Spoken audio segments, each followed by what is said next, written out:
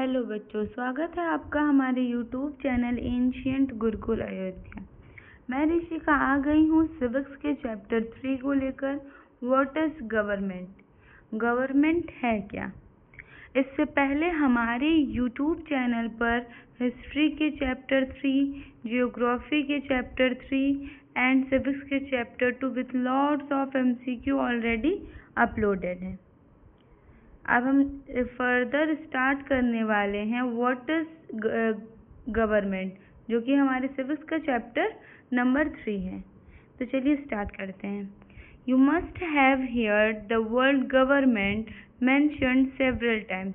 ये जो word government है ये आपने बहुत बार सुना होगा, क्योंकि ये सेवरल टाइम इसको यूज़ किया जाता है और ये मेंशन रहता है। In this chapter, you will learn about what a government is and the important role it plays in our lives.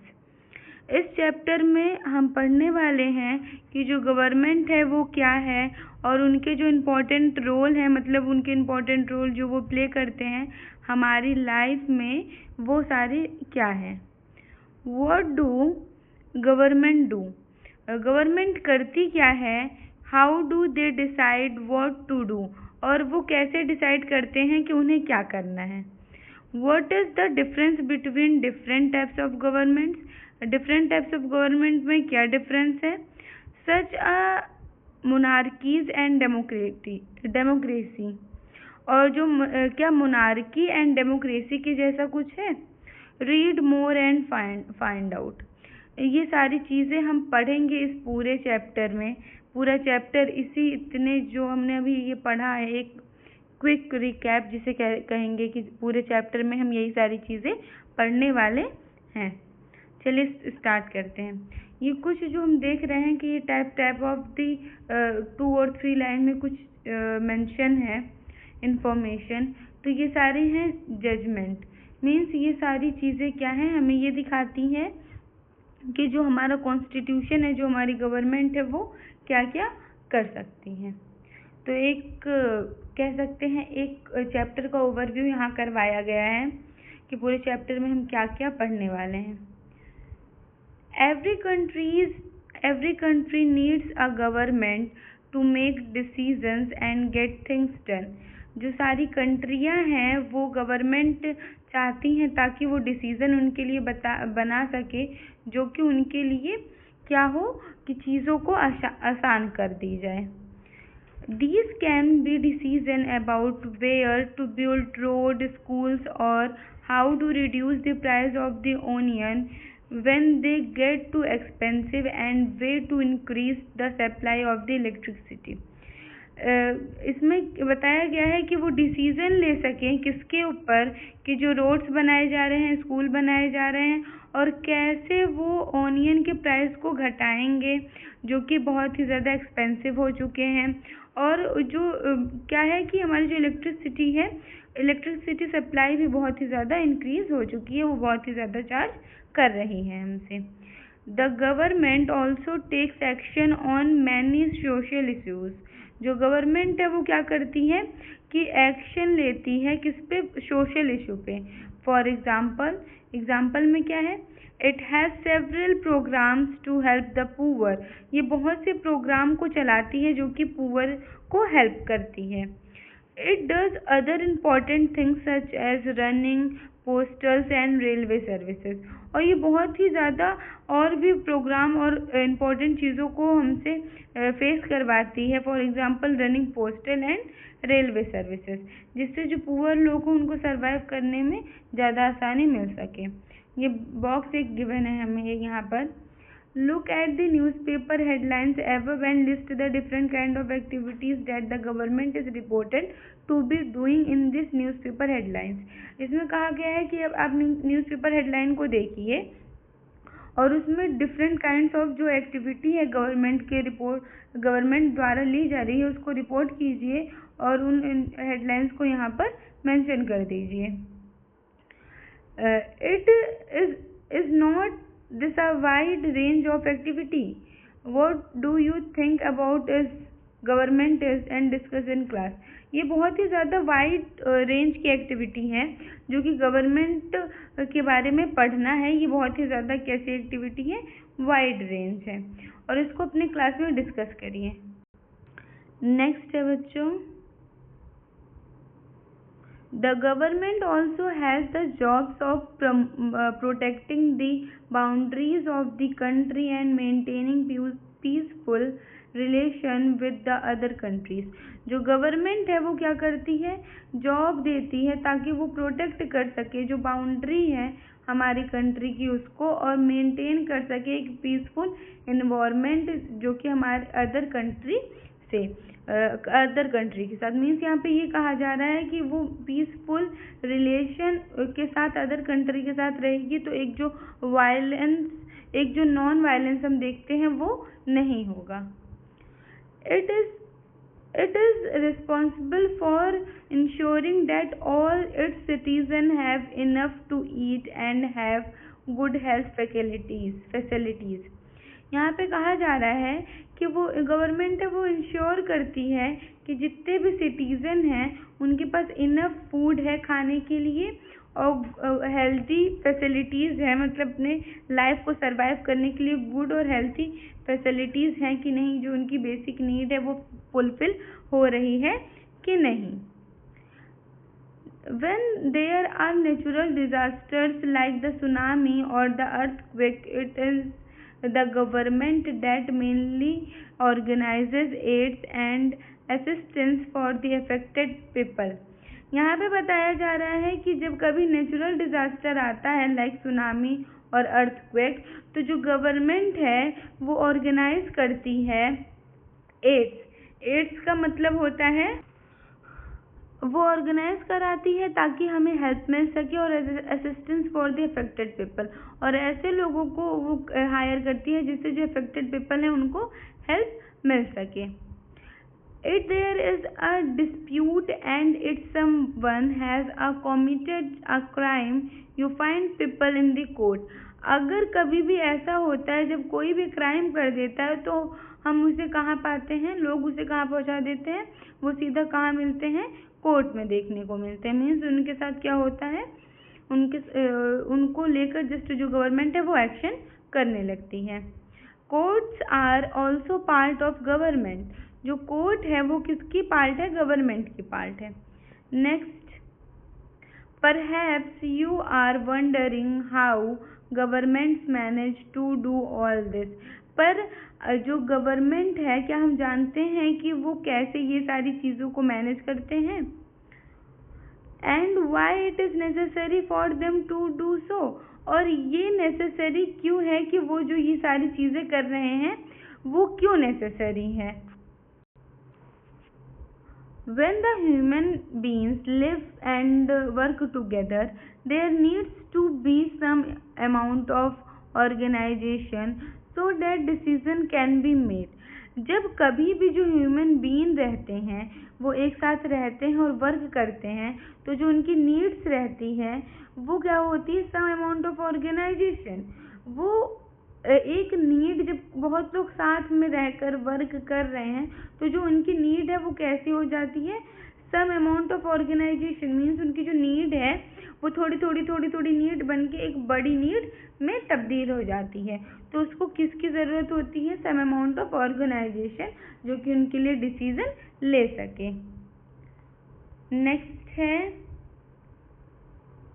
Next है बच्चों,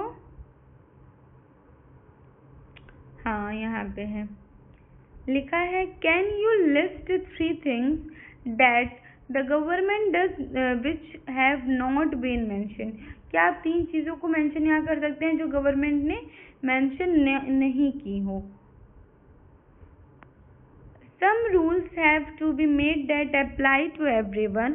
जो जितने भी रूल होते हैं, कुछ रूल होते हैं जो सबके ऊपर अप्लाई होते हैं। For example, there is a need to control resources and protect the territory of a country, so people can feel secure। इसका एग्जाम्पल बहुत अच्छा ये भी हो सकता है कि जो नीड है कि रिसोर्सेज को कंट्रोल में रहकर यूज़ करना है and protect the territory of a country, और कंट्री की टेरिटरी को प्रोटेक्ट करना है। तो इसमें जो लोग हैं वो अपने आप को फील सिक्योर कर सकते हैं। तो ये रूल सबके लिए क्या है, सेम बनाया गया है। Governments do this are behalf of their people by exercising leadership, taking decisions, and implementing these among all the people living in their territory. कहा जा रहा है जो गवर्नमेंट है वो इस बिहाफ पर लोगों को लीडरशिप की अनुमति देती है ताकि वो जो है वो डिसीजन और इम्प्लीमेशन कर सके, जिसकी वजह से जो लोग हैं वो अपनी टेरिटरी में अच्छे से सरवाइव कर सके। नेक्स्ट टॉपिक है लेवल्स ऑफ गवर्नमेंट। गवर्नमेंट का कौन कौन से लेवल होते हैं, गवर्नमेंट कितने पार्ट में डिवाइड है। Now that you know that the government is responsible for so many different things, can you think of how it manage to do all this? आप तो ये जानते ही होंगे कि जो गवर्नमेंट है वो रिस्पॉन्सिबल रहती है बहुत सारी चीज़ों को करने के लिए, बट ये जो बहुत सारी डिफरेंट एक्टिविटीज़ हैं वो उसको मैनेज कैसे करती है। यहाँ पे ये क्वेश्चन पूछा जा रहा है। The government works at different level. तो इसका आंसर है कि जो गवर्नमेंट है वो वर्क करती है डिफरेंट लेवल पे। At the local level, at the level of the state and at the national level. जो गवर्नमेंट है वो किस लेवल पे वर्क करती है, एक लोकल लेवल पे, एक स्टेट लेवल पे एंड एक नेशनल लेवल पे। The local level means in your village, towns and locality. The state would mean that which covers an entire state like Haryana or Assam, and the national level relates to the entire country. See the map. इसमें कहा जा रहा है जो local level का मतलब है कि मीन्स ऐसी गवर्नमेंट जो आपके विलेज, टाउन या आपकी लोकेलिटी, आपके कहीं आसपास एरिया में हो। ठीक, नेक्स्ट कहा जा रहा है जो स्टेट लेवल की गवर्नमेंट होती है उसका मतलब ये होता है कि वो जो कवर करती है entire state like Haryana and Assam. और जो लास्ट है और बहुत ही ज़्यादा बड़ी है, बड़े लेवल पे है, नेशनल लेवल। ये इंटायर कंट्री पे अपनी नज़र रखती है, जो कि हम मैप में देख सकते हैं। ये हमारा मैप है बच्चों, ये देखिए ये लद्दाख हो गया, देन ये हो गया लेह, और फिर है, एक सेकंड में दिखा रही हूँ, एक सेकंड, ये देखिए यहाँ पर है हमारा श्रीनगर, देन यहाँ पे है हमारा क्या है, देखिए सारी कंट्री यहाँ पे प्रेजेंट है ना, उत्तराखंड हो गया, China, Pakistan, Arabian Sea, Bay of Bengal, Maharashtra, Madhya Pradesh, Rajasthan, Bhopal, Uttar Pradesh, Bihar, Chhattisgarh, Jharkhand, Sikkim, Nepal, और फिर भूटान हो गया, असम हो गया, और फिर क्या हो गया, अरुणाचल प्रदेश हो गया। देन यहाँ पर गुजरात पे आ जाओ, फिर यहाँ पे हम आ जाते हैं तेलंगाना पे, दिस इज़ तेलंगाना पे आ जाते हैं, आंध्र प्रदेश पे आ जाते हैं, कर्नाटका के पे आ जाते हैं, तमिलनाडु एंड केरल, और सबसे जो छोटी है हमारी वो है गोवा, जो कि यहीं पे प्रेजेंट रहती है। दिस एरिया में हमारी जो गोवा है यहीं कहीं इर्द गिर्द प्रेजेंट रहती है। तो इसमें जो स्टेट लेवल की बात की गई, इसमें नाम दिया गया था हमें असम एंड हरियाणा। असम और किसका नाम दिया गया, हरियाणा का नाम दिया गया, जो कि हमारी स्टेट लेवल की गवर्नमेंट देखती है, और पूरे कंट्री को हमारी कौन देखती है, नेशनल लेवल की गवर्नमेंट देखती है। Later in this book you will read about how local level government functions, and when you go into the next few classes you will learn about the how government function at the state and central level. इसमें बताया जा रहा है कि आप इस book में ये पढ़ेंगे कि जो लोकल लेवल की गवर्नमेंट है वो फंक्शन कैसे करती है, और फिर जब आप नेक्स्ट क्लास में जाएंगे तो आप वहाँ पे फंक्शन पढ़ेंगे स्टेट लेवल की गवर्नमेंट की और सेंट्रल लेवल की गवर्नमेंट की। तो चलिए हम आगे बढ़ते हैं बच्चों। ये जो सारे मैप हैं ये इम्पॉर्टेंट है एग्ज़ाम पॉइंट ऑफ व्यू से। अगर मैं क्लास 6 की केवल बात करूँ तो ये मैप इम्पॉर्टेंट कह सकते हैं, बट अगर कॉम्पिटिटिव लेवल की बात की जाए तो ये मैप फर्दर इम्पॉर्टेंट माना जाएगा। अगर आप लोग चाहते हैं कि हम केवल एक सीरीज़ ऐसी लाएं जिसमें केवल मैप की इन्फॉर्मेशन को दी जाए, मैप के एक एक पार्ट, मैप को कैसे ट्रिक वाइज उनके स्टेट, उनके प्लेसेस को याद करना है, कौन कौन सी जो हमारी रिवर है कहाँ कहाँ से बहती है, एंड सो ऑन, ऐसी इन्फॉर्मेशन जो आपको याद करने में प्रॉब्लम हो रही है तो आप कमेंट में पिन कर सकते हो, इम्पॉर्टेंट डालेंगे। देन उसके बाद हम अपनी जो इन्फॉर्मेशन है उसको लिख देंगे कि मैम हमें इसकी रिक्वायरमेंट है। नेक्स्ट है हमारा लॉज एंड द गवर्नमेंट और उनके लॉ जो उनके द्वारा बनाए जा रहे हैं। लॉ को हिंदी में क्या कहते हैं? कानून कहते हैं, ठीक। The government makes law and everyone who lives in the country has to follow this. जो गवर्नमेंट है वो क्या करती है? लॉ को बनाती है और जितने भी लोग वहाँ पे रहते हैं उस कंट्री में उसे वो फॉलो करते हैं। This is the only way government can function. और यही एक ऐसा जरिया है जिससे जो गवर्नमेंट है वो फंक्शन करती है। Just like the government has the power to make decisions, similarly it has the power to enforce its decision। कहा जा रहा है कि जो गवर्नमेंट है उसके पास एक ऐसी पावर होती है कि वो डिसीजन को बनाता है जिसकी वजह से उसके पास एक फोर्स एस्टेब्लिश हो जाती है डिसीजन को लेने के लिए। For example, there is a law that says that all persons driving a motor vehicles must have a license। इसीलिए एक एग्जाम्पल ले सकते हैं हम कि जो लॉ बनाया गया था कि जो भी पर्सन ड्राइव करेंगे मोटर व्हीकल से उनके पास लाइसेंस होना कंपलसरी माना जाएगा। Any persons catch driving vehicles without a license can either be jailed or fined large sum of money। अगर किसी भी पर्सन को ऐसा पाया जाता है जो कि विदाउट लाइसेंस के हो तो उसे जेल हो सकती है और या तो उससे एक लार्ज अमाउंट में मनी को चार्ज किया जाएगा। Without these laws, the government's powers to make decision is not for much use। और यही सारी चीज़ें हैं जिससे जो गवर्नमेंट है वो पावर में आती है कि वो डिसीजन ले सकती है और इसके अलावा इसका कोई भी बहुत ज़्यादा इस्तेमाल नहीं है। डिस्कस करने के लिए कहा गया है think an example of another law। Why do you think it is important that people abide by this law? Next है बच्चों,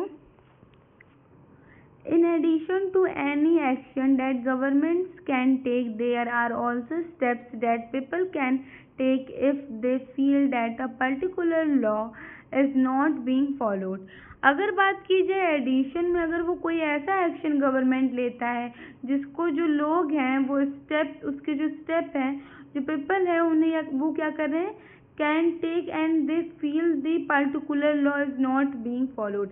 अगर वो उनको ऐसा लगता है कि ये जो पर्टिकुलर लॉ है वो फॉलो नहीं कर सकते हैं या तो नहीं करेंगे, तो इसमें लिखा है if a person feels, for example अगर जो पर्सन है वो फील करता है that they were not hired for a job because of their religion और cast, he or she may approach the court and claim that the law is not being followed। The court can be give order about what should be done। अगर आपको ऐसा लगता है, example ले लीजिए कि आपके पास एक ऐसा लॉ आ गया है जिसको आप फॉलो नहीं कर सकते हैं बिकॉज वो आपकी जो फ्यूचर है उसको बर्बाद कर देगा, तो आपको एक ऐसा लॉ देती है हमारी गवर्नमेंट जिसमें आप क्या कर सकते हैं। एक एग्जाम्पल दिया गया है कि अगर आपको कोई जॉब के लिए हायर नहीं किया जा रहा है because of their caste and religion, तो जो ही और शी है वो कोर्ट में जाकर क्लेम कर सकती है कि ये जो लॉ है इसकी वजह से हमें ये जॉब नहीं दी जा रही है। तो वो जो हमारी जो गवर्नमेंट है, जो हमारे कोर्ट है, वो ऑर्डर देगी कि अब क्या कर सकते हैं हम इनके साथ। मीन्स आपको क्या मिलेगा, आपको जस्टिस मिलेगा। नेक्स्ट है टाइप्स ऑफ गवर्नमेंट, गवर्नमेंट के types. How gives the government this power to make decision and enforce law. Government कैसे इस पावर के इस्तेमाल करके डिसीजन लेती है और कैसे मतलब एक फोर्स इस्टेब्लिश कर देती है by the help of the laws. तो यही सारी चीज़ें हम पढ़ेंगे। The answer of to this question depends on the type of the government there is in a country. इसका आंसर किसके पास प्रेजेंट रहता है, टाइप ऑफ गवर्नमेंट के पास प्रेजेंट रहता है जो कि हमारी कंट्री में है। In a democracy it the people, जो डेमोक्रेसी में जो लोग हैं, who gives the government this power, उन्हें जो गवर्नमेंट है वो पावर देती है। Do use these did do this through elections is in which the vote for particular person and elect them। इसमें कहा जा रहा है कि ये जो इलेक्शन है उसमें क्या कर रहे हैं वो लोग, एक पर्टिकुलर पर्सन को वोट देने के लिए उन्हें इलेक्ट किया जा रहा है। Once elect these persons for the government from the government, इसमें कहा जा रहा है जो एक इलेक्टेड पर्सन है उसको गवर्नमेंट बनाने के लिए चूज किया गया है। In the democracy the government has to explain its action and defend its decision to the people. तो इसमें वो क्या कर सकता है, डेमोक्रेसी में एक ऐसा रूल दिया गया है जिसके थ्रू वो क्या करेगा कि गवर्नमेंट को एक्सप्लेन करेगा अपने एक्शन लेने के लिए, और ताकि जो गवर्नमेंट है उसको वो डिफेंड कर सके उसके डिसीजन को लोगों तक पहुंचाने के लिए। नेक्स्ट है another form of the government in monarchy is monarchy. जो दूसरी फॉर्म की गवर्नमेंट है वो है मोनार्की। मोनार्की का मतलब होता है किंग और queen has the power to make decision and run the government. एक ऐसी पावर जो कि डिसीजन ले सके और गवर्नमेंट को रन करा सके। द मोनार्की में have a small group of people to discuss matter with but the final decision making power remains with the monarch. कहा जा रहा है कि जो मोनार्क है वो एक स्मॉल ग्रुप ऑफ पीपल है जो कि डिस्कस करता है मैटर के बारे में एंड फिर फाइनल डिसीजन दे दिया जाता है उस मोनार्क के कंक्लूजन को कंक्लूड करके। Unlike in the democracy kings and queens do not have to explain their action और defend the decision they take. इस टाइप ऑफ द मोनार्की में, इस टाइप ऑफ द डेमोक्रेसी में जो किंग और क्वीन रहते हैं वो अपने एक्शन को एक्सप्लेन नहीं करते हैं, अपने डिसीजन को डिफेंड नहीं करते हैं। मीन्स उनका जो कोई मंत्री होगा या फर्दर जो उनसे छोटी पोस्ट पे होगा वो ये सारी चीज़ें करेगा। नेक्स्ट पे डिस्कस करने के लिए कुछ क्वेश्चन दिए गए हैं। आप अगर इतना पढ़ लेते हैं जितना मैंने आपको पढ़ाया अच्छे से, तो आप इन क्वेश्चन के आंसर अच्छे से दे पाओगे। Democratic government. नेक्स्ट है डेमोक्रेटिक गवर्नमेंट जिसकी डिमांड सब लोग करते हैं। India is a democracy. जो इंडिया है, इंडिया में क्या है, डेमोक्रेसी है। This achievement is the result of a long and eventful struggle of the Indian people.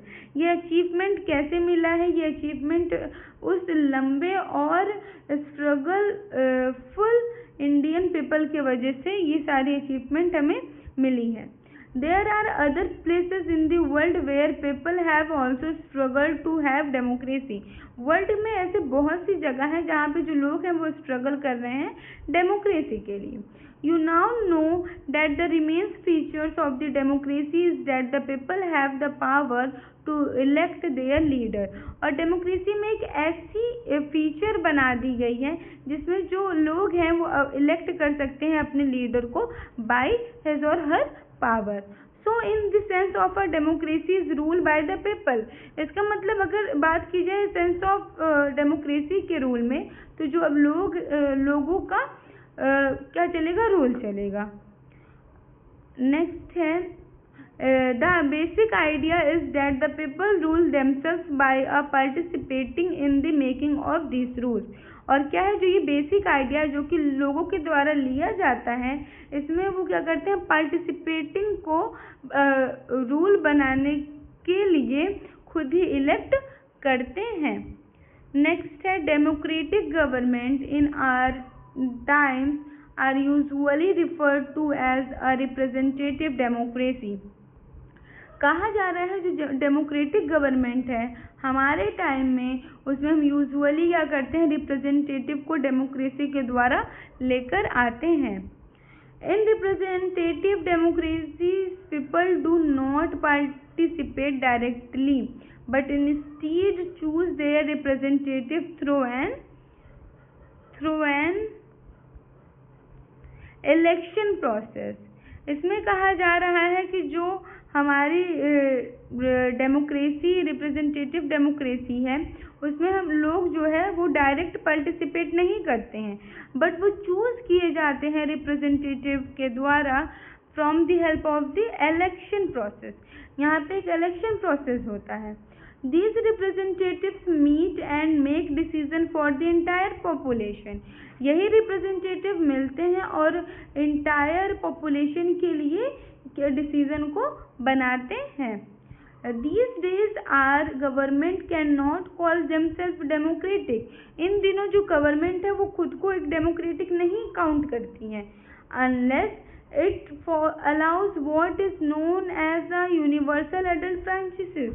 इसीलिए इस टाइम पे वो क्या करती हैं, खुद को कहती हैं एक universal adult franchises. This means that all adult in the country are allowed to vote. इसका मतलब है जितने भी हमारे कंट्री में अडल्ट हैं वो वोट दे सकते हैं, उनको अलाउ कर दिया जाता है वोट के लिए। But it was not always like this, पर ये हमेशा ही ऐसे नहीं था।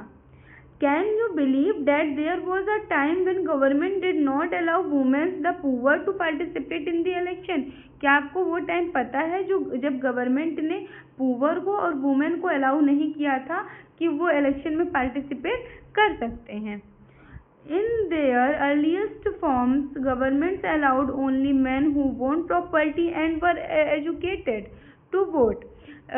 तब का टाइम ऐसा था जिसमें जो गवर्नमेंट है वो उन्हीं मैन को अलाउ करती थी वोट देने के लिए जिनके पास प्रॉपर्टी हो और वो एजुकेटेड हो। This means the womens, the poor, the propertyless and the uneducated were not allowed to vote. इसका मतलब यही था कि जो वुमेन थी, पुअर लोग थे, प्रॉपर्टीलेस लोग थे, अनएजुकेटेड मैन थे, ये सारे लोग को राइट टू वोट की इक्वेलिटी नहीं मिली थी, राइट टू वोट की फ्रीडम नहीं मिली थी। The country was governed by the rules and regulation that these few man made. इसीलिए जो कंट्री है उसमें गवर्न किया गया था रूल को, रेगुलेशन को, जो कि मैन के द्वारा, कुछ लोगों के द्वारा बनाया गया था। नेक्स्ट है बच्चों, in India before independence only a small minority was allowed to vote. They therefore came together to determine the fate of the majority. इसमें कहा जा रहा है कि इंडिया में इंडिपेंडेंस के पहले जो स्मॉल माइनॉरिटी में लोग थे उन्हें अलाउ किया गया था वोट के लिए, but and they therefore came together, और वो साथ में आते थे और डिटरमाइन करते थे फेट टू द मेजॉरिटी के फेट के लिए। Several people including Gandhiji were shocked at the unfairness of this practice and demanded that all adults have the right to vote. और फिर गांधी जी के साथ बहुत से लोग इस पे शॉक हुए और उन्हें ये जो अनफेयरनेस का जो प्रैक्टिस है, जो प्रैक्टिस है, उस पर इन्होंने डिमांड किया कि जितने भी अडल्ट हैं उन्हें राइट टू वोट का अधिकार होना चाहिए। This is known as the universal adult franchises, और इसी को यूनिवर्सल अडल्ट फ्रांचाइजेस कहा गया। Writing in the journal Young India is 1931, और जब जनरल यंग इंडिया बन रहा था 1931 में, Gandhi ji said I cannot possibly bear the idea that a man who has got wealth should have the vote. Gandhi ji ने कहा कि I can not possible bear, मैं इसको बियर करना, धारण करना, इस आइडिया को या तो कंक्लूड करना ये मैं नहीं कर सकता, बिकॉज जो मैन है हु हैज़ गॉट वेल्थ, क्योंकि ये जो मैन है अगर इन्होंने वेल्थ गॉट कर लिया, शुड हैव टू वोट, तो ये क्या करेंगे, इनके पास वोटिंग का अधिकार होना चाहिए। But that other man who has got character but no wealth, अगर जो ऐसा मैन है जिसने कैरेक्टर को अडॉप्ट किया और उसके पास वेल्थ नहीं है, लिटरेसी नहीं है, हैव नो वोट, तो उनके पास वोट नहीं होगा।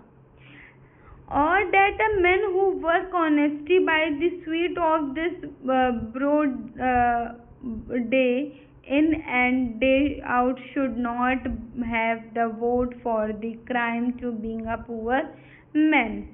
इसमें कहा जा रहा है बच्चों कि ये जो पैराग्राफ है ये टोटली ये कह रहा है, ये जो पैराग्राफ है ये कह रहा है बच्चों इसमें गांधी जी कह रहे हैं कि जो लोग हैं जो केवल पढ़े लिखे नहीं हैं, उनके पास वेल्थ नहीं है, उनके पास लिटरेसी नहीं है, उनके पास पैसा नहीं है, वो पढ़े लिखे नहीं हैं, उनको वोटिंग का अधिकार नहीं मिल रहा है। बट जो लोग ऑनेस्टी से वर्क कर रहे हैं, अपना खून पसीना बहा रहे हैं, दिनों रात नहीं देख रहे हैं, तो उन पुअर लोगों के लिए हम उनको वोटिंग का अधिकार ना देकर ये हम उनके साथ गलत कर रहे हैं।